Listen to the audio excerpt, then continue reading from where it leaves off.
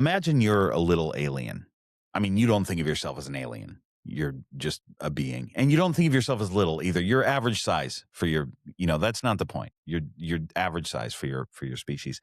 But you're flying this really cool, highly technically advanced spaceship. And you're pretty proud of it. You're flying over Roswell, New Mexico. You're on a mission to survey the area. And the one thing that your superiors have told you is stay incognito. Do not let these humans see you. Don't do anything that draws attention to our presence there. And there's a big thunderstorm outside this night. And your crew has pleaded with you to not fly through the storm, but you've ignored those pleas and you flew through the storm. And as predicted, you got hit by a lightning bolt and down goes your spacecraft. Crash. This is bad. Your crew people are dead. You're very injured. Your spaceship is ruined. The silver lining, though, is, the humans are now descending upon the area and they're going to get to see your cool spacecraft because you kind of were interested in them checking that out because they're not going to know what it is. They're not going to know they're not going to be able to figure out the technology, but that's what makes it so awesome is that it's just amazing. It's like if you were driving a, Lamborghini or something and you kind of want people to check it out, right? So you get thrown into this little bag and taken to a building somewhere and you're sitting in this little room and you overhear a press conference that's about to take place that's going to show your spacecraft to the world. And how exciting is that? You're going to look like the smartest being on the planet because your technology is so advanced. You're very proud of this moment. Even though everything else in your life is going bad, the press conference starts to roll and what they show is little pieces of tinfoil and balsa wood. And they claim that that's what was found. Now, I'm not here to speculate on the feelings of aliens, but I would say sadness, betrayal, and probably extreme disappointment. I guess I am here to speculate. But, here's the point. When we tell these stories and we hear these stories, we never hear it from the aliens' perspective, and I think that's sad. So I wanted to, at least for the intro, do something from the aliens' perspective. And I appreciate you following me on this heartwarming journey. I promise that from here on out, I will just stick to the facts as we talk about this story that happened in Roswell, New Mexico, and the incident that this particular town is most famous for.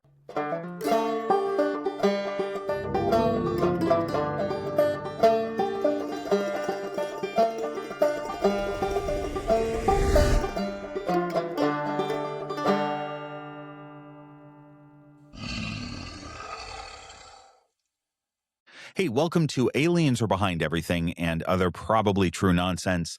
I'm your host, Bob Bledsoe, and every week we take a look at some mystery that's been freaking people out. So maybe it's aliens or cryptids, maybe it's something paranormal, government cover-up. Could be a combo of those things like today's story is, where it's aliens and government cover-up.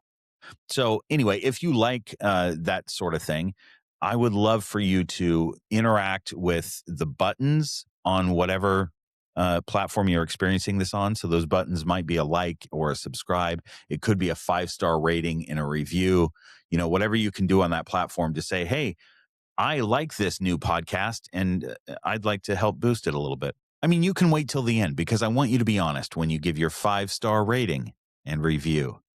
But anyway, I think we're ready to go. I have my coffee here. I've got my notes in front of me. Let's do this. That was too much coffee for the level of heat that's producing right now. That's unfortunate. All right, we're still ready to go, though. I'm not letting that one throw me off. Here we go. I just took a moment to look up Roswell, New Mexico to see if there was anything else that they were famous for, to make sure I wasn't missing any stories. Check this out. Here's what we just found. Leprino Foods operates the world's largest mozzarella cheese factory in Roswell, New Mexico, a facility that's been a major employer with over 600 workers for over 30 years. Located in a key agricultural hub, this plant processes massive amounts of milk from regional dairies, producing whey protein and lactose. Yeah, I think I'm just going to focus on the alien story for this one, but feel free to do your own research on the world's largest mozzarella factory if you want. This incident happened in the summer of 1947, and I think a lot of people think of the Roswell incident as like the main first thing that happened to make people aware of, UFOs, or what we called UFOs at the time. But it's important to note that there was a ton of activity going on right around that time. In fact, the term flying saucer would be coined in June of 1947 from an incident that happened 1,600 miles away from Roswell. So all this stuff is happening at the same time. So that one is pilot Kenneth Arnold claimed that he saw a series of 9 shiny, unidentified flying objects moving past Rainier at speeds more than 3 times what jets were capable of, estimated at a minimum of 1,200 miles an hour. I don't know how anyone could begin to estimate that when they just see something zip by super fast, but we'll go with it. I'm just a low-level civilian. So this incident was credited for being the first of the modern era UFO sightings. Arnold's description of the objects also resulted in the press soon inventing the terms flying saucer and flying disc as popular descriptive terms for UFOs. He had described these UFOs as being like a saucer if it were skipped over water. So over the next 2 weeks, there would be hundreds of UFO sightings reported. Hundreds seems like a lot. I'm sure many of those reports were people who had gotten excited about the story, and just went, "Honey, do you remember that airplane that we saw flying low over the airport? Well, I bet that's one of those Martians they're talking about. I need to telephone the mayor and make a report." So I'm sure a number of those reports were people seeing airplanes or clouds or whatever. But let's say there was an actual UAP event over a town or a city. There would have been a number of sightings, and from that, a number of reports. So, probably a good handful of reports per individual sighting. There probably wasn't hundreds of individual events, but still, I think there was probably a high concentration of UAP activity in the summer of 1947. By the way, I think the term UFO was coined around that time as well. That's what we called it up until recently, where we changed it to UAP, unidentified anomalous phenomena, because I guess it sounds more professional. UFO is the alien convention people, and UAP is the government. You're adding more syllables. Unidentified anomalous phenomena. That is 13 syllables. I mean, you just say UAP, but unidentified flying object. We went from 9 syllables to 13 syllables. I mean, nobody's using those syllables anyway. They're just saying UFO or UAP, but still, it's just silly that they changed it. It all means the same thing. It's something up in the sky that you can't identify. Doesn't mean aliens. It just means I saw something and I can't identify it. It's unidentified and it's flying and it's an object. I think it's also important to note that the 509th Operations Group, which was the only bomb brigade that was tasked with handling atomic missions at the time, was stationed at the Roswell Army Airfield. And they're going to come up later as the group that was tasked with cleanup and retrieval of the crash site. But I mention them now because, it's common for UAP activity to happen around atomic nuclear plants and sites where there's nuclear stuff happening. I don't think anything crazy was happening at the time. The Hiroshima and Nagasaki bombings occurred a couple years before that, and they were probably laying low. But I don't think the aliens were interested in the mozzarella plant. Some cheese is acceptable for human consumption, but this is the largest mozzarella factory on the planet, and it must be monitored. There are a percentage of humans who are lactose intolerant, and they will suffer unimaginable diarrhea. My apologies. I realize the timeline is off on that one. The cheese factory probably wasn't even around in 1947, but I needed to get that scenario played out before we move on. So thanks for sticking with me. Here's something that I think confuses people right out of the gate with this story, and that is that there are 2 crash sites. They could have been 2 separate crashes. One is 50 miles away and one 75 miles away from Roswell. There could have been 2 separate crashes, or it could have been one crash that touched down in a field and then eventually landed at the other site because in the first touchdown, we don't have the actual craft until we get to the other site. So this is something that people debate. I just think it's confusing because we have separate witnesses that are looking at two separate crash sites that look very different from one another. So we're going to talk about them both, though. June 1947, sheep rancher Mac Brazel sits in his home listening to a massive thunderstorm outside, and he hears one thunder crack that sounds like a huge explosion. It sounds different than the other thunder cracks, and there were other neighbors around that reported hearing the same thing. And the next morning, he goes out to take a look at the property, and he goes way in the back, way over the hills, and he notices this debris field that he just thought was trash and thought was kind of weird, but the sheep wouldn't go near it. The sheep wouldn't cross this sort of line of debris. This is a strange place for a bunch of trash to show up, and Mac had heard the recent reports of flying saucers, so he decides to contact the sheriff. He loads up a bunch of the debris into his truck and takes it 75 miles down the road to the sheriff of Roswell. The sheriff takes a peek at the debris and immediately decides to contact the military base. The military sends their base intelligence officer, Jesse Marcel, out to Brazel's ranch to investigate. Marcel brings a few guys, and they go and look at the debris, and they determine that it's not of U.S. origin, and it's also not of Russian origin. That was the main concern, is do we have stuff from Russia here? He decides to put the recovered debris in crates and send it to Texas for further review. Now, let's talk about the second crash site that was about 50 miles away from Roswell, and there was a flurry of activity happening there as well. A local, Jim Ragsdale, witnessed the crash and watched the military move in and quickly remove the craft and bodies. He says he watched 50 to 60 troops comb through the area, shoulder to shoulder, picking up anything they could find. This would have been the 509th Operations Group. This is a highly trained special forces group that is charged with atomic bomb missions. And now they're relegated to basically desert janitorial service. A press release is immediately drafted up, which is not something that the military would do today. Can you imagine them finding something and going, wow, we found something incredible and we have no idea what it is. Alert the press. Now the military's like, our convoy took a wrong turn. We need to cover this up. Nothing to see here, folks. We meant to drive through that neighborhood. It was part of our neighborhood outreach program. So we're fine. Walter Haut was the public relations officer, and he was given the press release and told to hand deliver it to local media.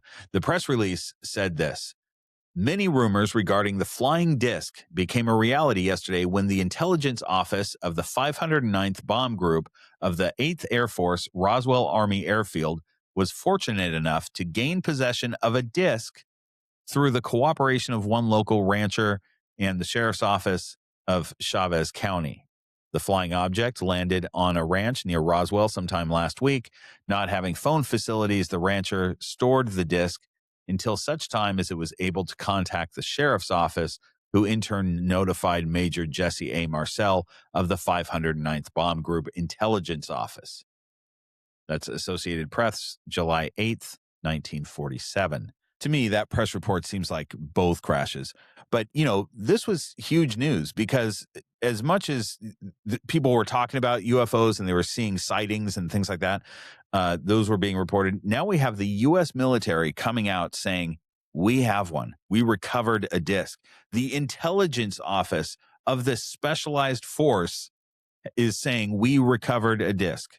Now, let's go back to Major Jesse Marcel, who was the intelligence officer and brought the debris to General Roger Ramey's office in Fort Worth, Texas. So they're in Texas now. He's in the general's office. Here's all the stuff that we found. That's not the craft itself. It's the, just the debris. And General Ramey sends him out of the office. He says, go down the hall to the map room. I need you to look at some weather data from the area and report that back to me. So Marcel does that, but when he comes back to General Ramey's office, all the debris has been replaced with sticks and tinfoil, basically. Clearly the remains of a weather balloon. That's disappointing. So within 24 hours of the press release coming out that talked about the disc that was recovered, General Ramey takes over. and he redacts the press release, and he holds a press conference putting out an alternative story. It was just a weather balloon. Jesse Marcel had kept this whole thing secret for 30 years. And the story finally came out in 1976 when he did an interview with researcher and author Stanton Friedman and revealed what had actually happened. He claims that he was told to stick to the story, that it was just a weather balloon and nothing else. Now, there's a photo of him that came out in the press when he gave this interview. It's a photo of him in the general's office, sitting there with this debris from the weather balloon that they had supposedly staged. And the weird thing is the look on his face. I'm going to put the photo in the show notes so you can look at it. And if you're watching this on video, maybe you're seeing it right now. I don't know. Anyway, the interesting thing is the look on his face. He's holding this balloon material and he's looking up at someone like, it seems like he's thinking, really? You want me to say that it was this? It's very strange. Maybe it's just because I know the story and I'm putting something on its expression, but look at that photo and let me know what you think that expression is. It's pretty weird. So the new news story came out and nobody questioned it, even though there was a press release that again said that the intelligence office of the 509th Bomb Group was fortunate enough to gain possession of a disc, literally one of the most elite units in the world gained possession of a disc.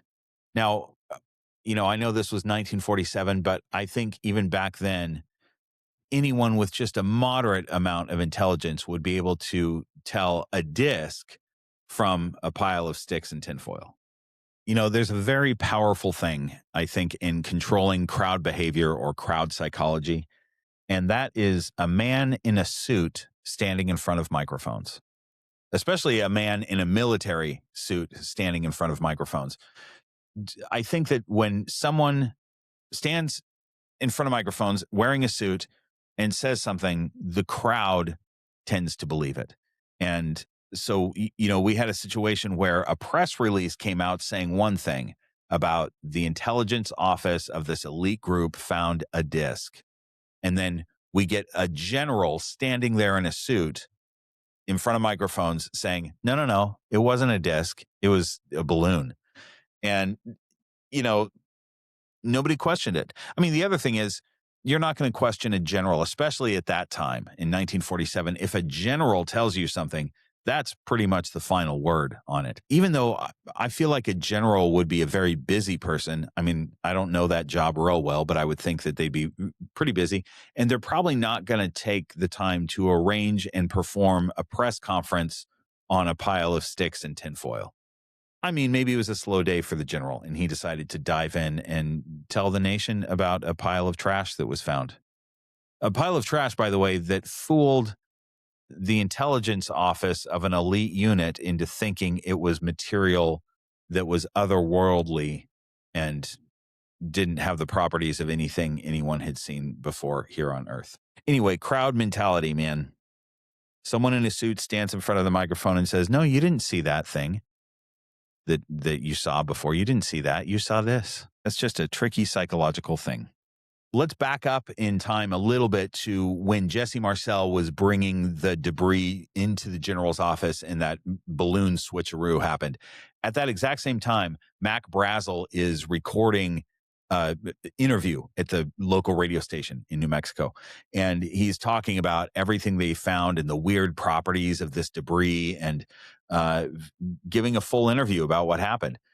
As soon as he finishes that interview, he steps outside and is immediately picked up by a military MP, the military police, and taken to the base.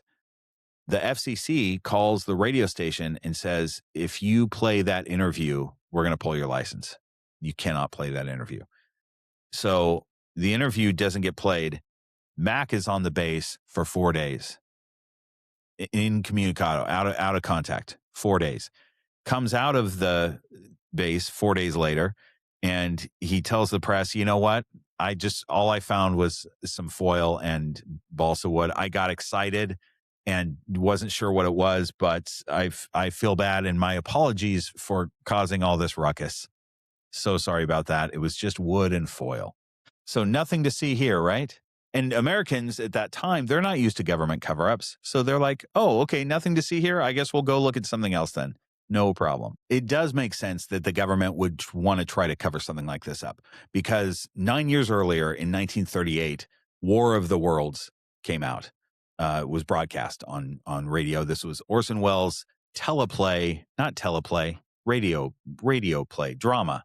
And by the way, they said that it was a drama right at the beginning of the show. I did a little bit of research on this, and I had always thought that this was Orson Welles' trick that he was playing on, he was trying to see if Americans would believe it or not. But apparently at the opening of the show, they said something like, and now for a drama from Orson Welles, War of the Worlds, whatever. And but a lot of people didn't hear the very beginning. They tuned in a couple minutes late as the drama was playing out. And this was, a story about aliens attacking the earth and killing people. And there was all this screaming and whatever. It caused pandemonium in the streets. There were people who decided to leave this earthly existence before the aliens made them leave the earthly existence, if you know what I mean. People really believed that it was happening, and they went crazy. So that was a good case study of what would happen if aliens visited the earth and how people would react. So, if we're having actual alien activity and proof of it, maybe it's smart in 1947 to keep that under wraps. We actually have a modern example of that happening as well. I mean, more modern than 1947, but it was like 25 years ago. Do you remember the Blair Witch Project? For those of you who don't remember it, this was a movie that was marketed. This was a marketing stunt, right?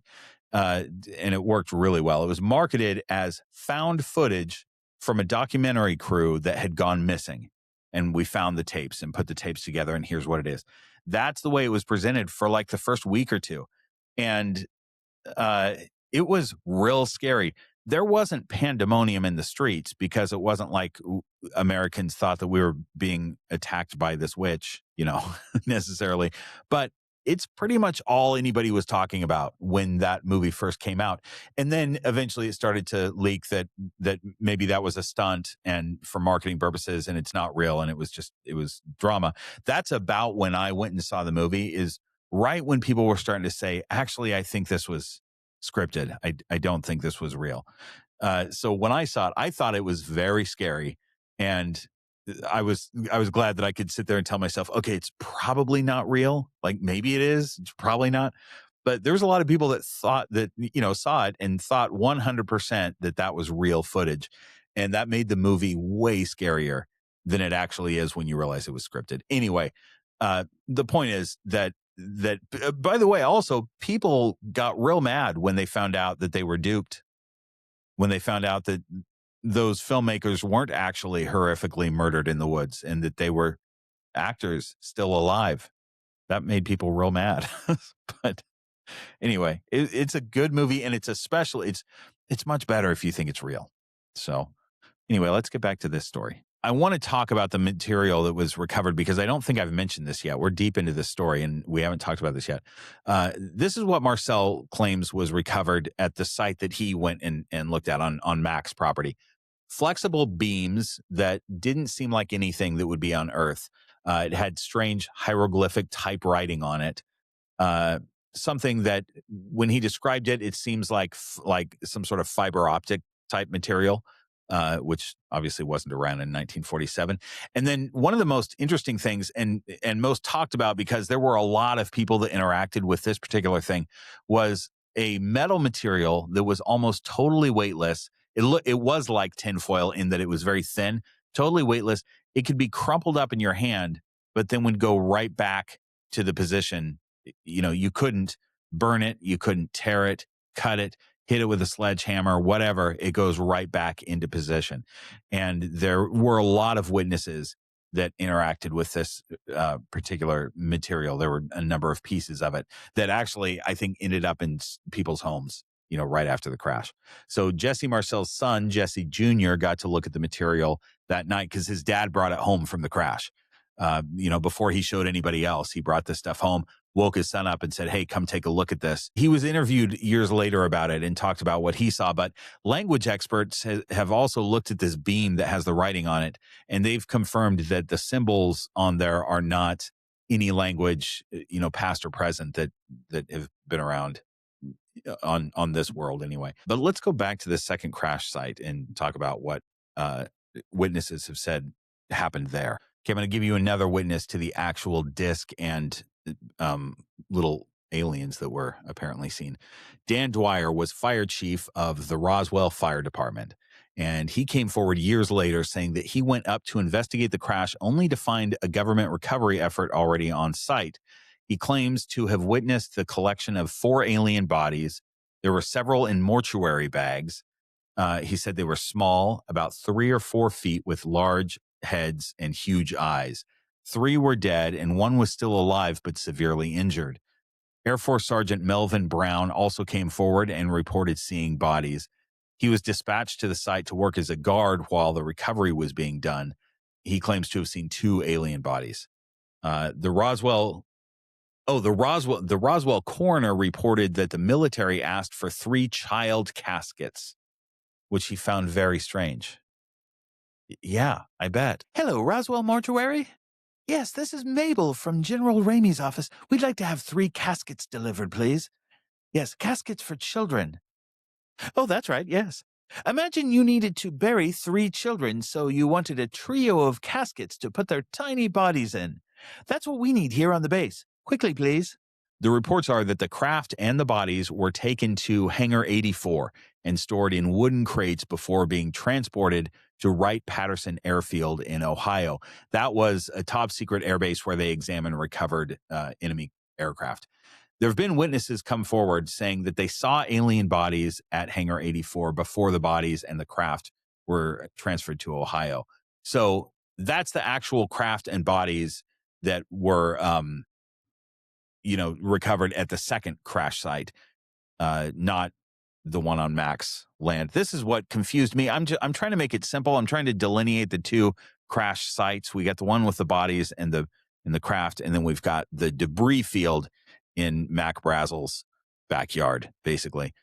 This is what confused me, and I'm not trying to imply that you're as dumb as I am. I'm just trying to make the 2 separate so that it's easily understood. You know what? I think you get it. Thanks for bearing with me on this.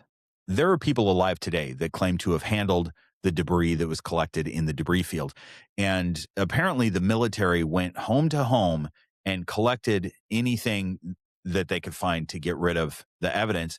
And they also were threatening people to keep their mouth shut.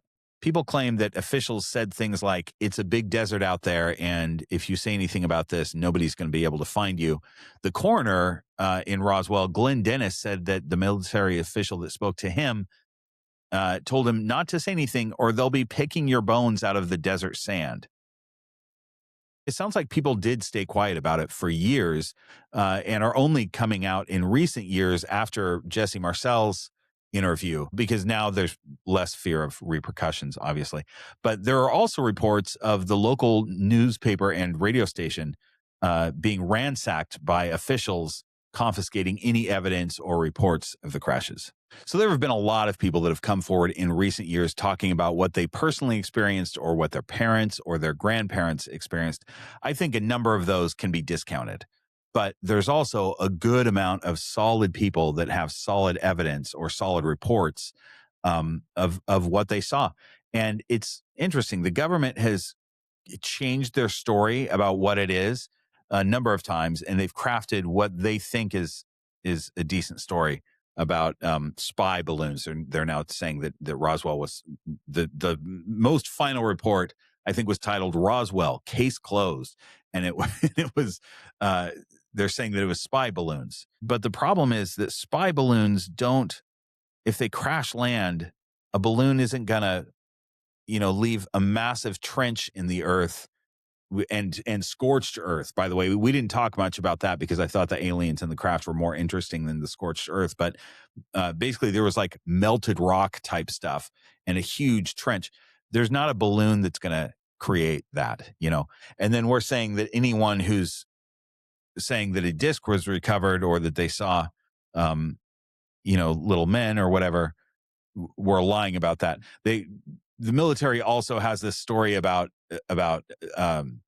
mannequins that were dropped, but the mannequins were 6 feet tall, and they say, oh, well, the mannequins had when they fell, their legs were cut off, so they looked shorter. Look, I don't care, 1947 or what, even people that are all excited, they're not going to look at a lifeless mannequin of a human looking lifeless mannequin and go, that's a gray alien with a giant head and huge eyes, So, by the way, I think that might have been the first time that aliens were described that way, with the big head and big eyes. So it's not like people already had that description in their brain. I'm not sure. I don't know about that. I'm just talking off the top of my head now. I don't know what happened there. I wasn't born yet in 1947, and I've never been to Roswell, New Mexico. But if I'm going to take a guess, I will fall on the side of aliens. Because, it's more fun, for one thing. It would be a really boring story if the story was about weather balloons and tinfoil and pieces of wood. That's not what this podcast is about. This podcast is about aliens. So I'm going to say it's aliens. Plus, I actually believe Mac Brazel and Jesse Marcel's stories. So I am falling on the side of aliens on this one. Hey, do you know of a good alien story? Send it to me at what's this podcast called? Aliens Are Behind Everything at gmail.com. That's where you can email your story ideas to. These are, as I think aliens, cryptids, paranormal stuff, government cover-ups, anything like that. You can also email me your own experiences, because those are always interesting to read. So again, if you could help out this brand new fledgling podcast by giving a 5-star rating and a review, or subscribe, comment, such like that, it would be really helpful to push this out to more people. This is a really fun podcast. I love digging into this kind of stuff, and I would love to continue doing it. Anyway, I hope you all keep an open mind to this kind of stuff, mainly because it'll be less surprising when an alien crash lands in your backyard and wants to show you his really cool ship.